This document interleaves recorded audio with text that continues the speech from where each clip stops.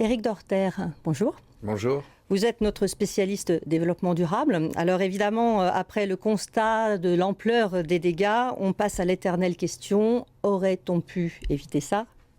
Alors on va prendre justement l'exemple du fleuve Var, parce que sur le fleuve Var qui est juste à côté, vous remarquerez qu'on a parlé de la Brague, de la Scagne, et cette fois-ci on n'a pas du tout parlé du fleuve Var, alors que pendant 35 ans on n'a parlé que de lui.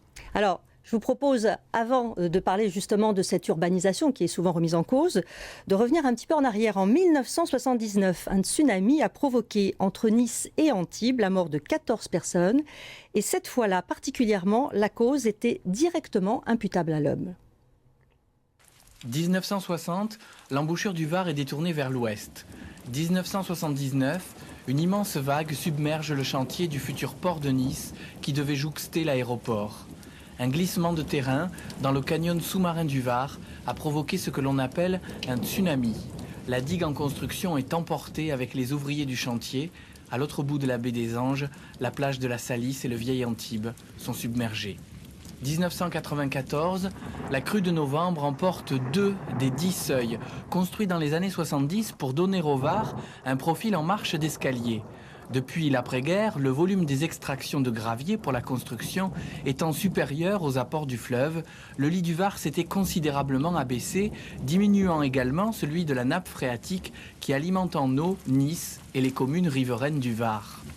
Après la destruction des seuils 2 et 3, une rupture en chaîne des seuils aurait pu se produire, de même qu'un déchaussement des ponts.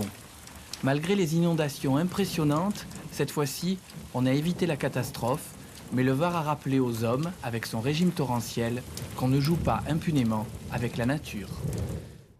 Alors, Éric Dorter, c'est un reportage que vous aviez réalisé en 1997. C'est ça, en 96. 96, pardon. Ouais, il y a une vingtaine d'années. Soyons précis. Comment a-t-on réagi depuis, puisque vous avez toujours suivi ce dossier qui vous est cher ? Alors ce qui s'est passé, c'est qu'on s'est rendu compte qu'il y avait énormément de compétences différentes. Il y avait des morceaux de digues qui dépendaient d'associations syndicales, il y en avait d'autres qui dépendaient de communes. Enfin, c'était administrativement, pour faire bouger les choses, c'était extrêmement compliqué, c'était très complexe. Et on est arrivé l'année dernière à ce que l'État se dessaisisse, c'est unique en France, il s'est dessaisi de la propriété du fleuve.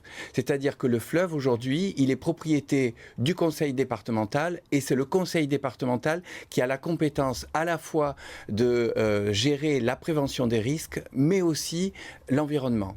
On peut regarder un extrait d'un reportage que vous avez réalisé dans le cadre de Prioritaire. Toutes les étapes qui ont justement on regarde en images. Une zone que l'homme a utilisée à tort et à travers au gré de ses besoins.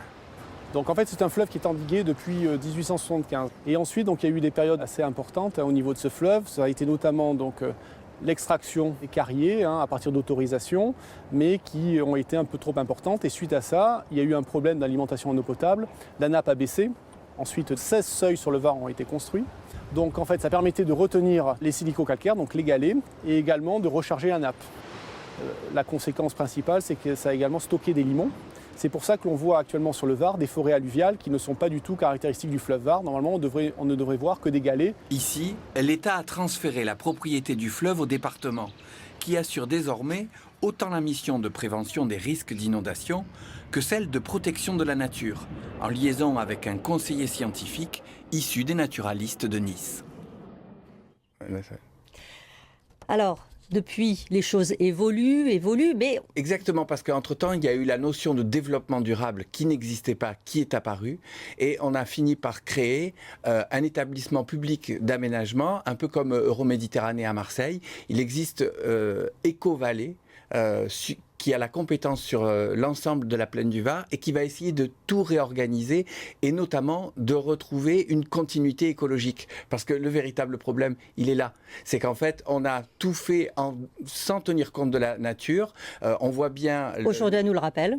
Exactement, c'est-à-dire qu'elle nous l'a rappelé en 79, mais en 79, l'homme pensait qu'il pouvait être plus fort que la nature. Donc on pensait construire un port, jouxter l'aéroport, et on s'est rendu compte que finalement, c'est pas possible. Donc en 30 ans, vraiment les mentalités ont évolué, et maintenant on sait qu'il faut tenir compte, et donc les futurs quartiers, on va le voir avec Eco-Vallée, vont intégrer cette notion de continuité écologique. Alors les mentalités ont évolué, certes, mais après il y a le temps de mettre en place les choses.